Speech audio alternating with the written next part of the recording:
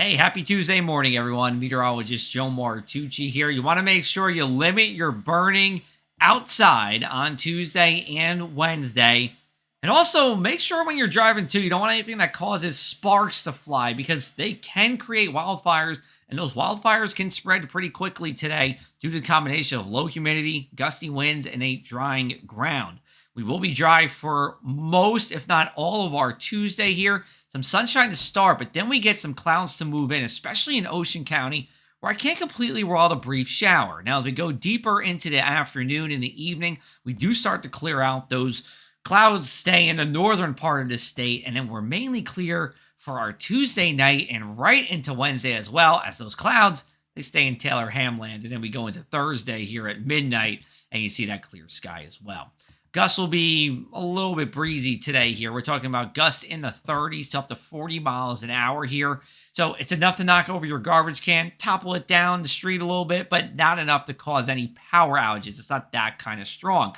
But you do notice with gusts in the 30s, you do have that elevated risk for the spread of wildfires. And gusts as we go into Wednesday, not as high as Tuesday, but we're still going to get into the 20s in many spots throughout the day here. So not as gusty Wednesday as it will be today on Tuesday, but the humidity will actually be a little bit higher on Tuesday as opposed to Wednesday here. So we see Tuesday at 5 o'clock, minimum humidity values, 29%. That's violent in EHT.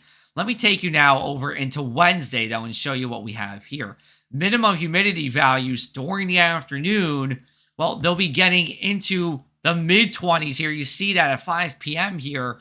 And then even in places like Lakehurst, 26%, Fortescue even at 31, and the marshes over there. So you do have a drier ground on Wednesday as opposed to Tuesday here. So they're all going to cancel out and essentially mean that our risk will be high both Tuesday and Wednesday.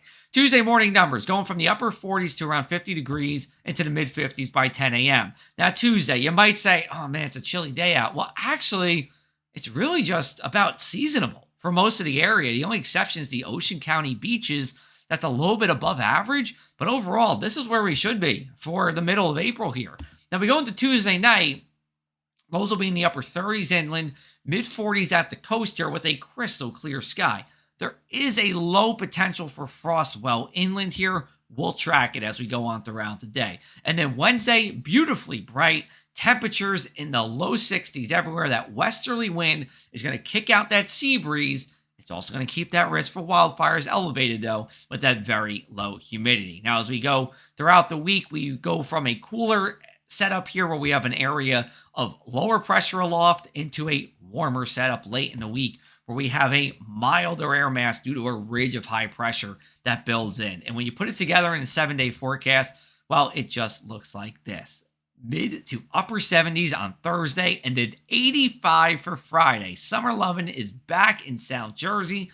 And we talk about a stretch of nights on Thursday night, Friday night, and Saturday night. They could all be record-breaking again. We go over to the short 7-day. Temperatures very comfortable in the 60s through Thursday. We get that spike up into the mid-70s on a very good beach day Friday. And then we go to the weekend. Looks like some thunderstorms as we go into Sunday.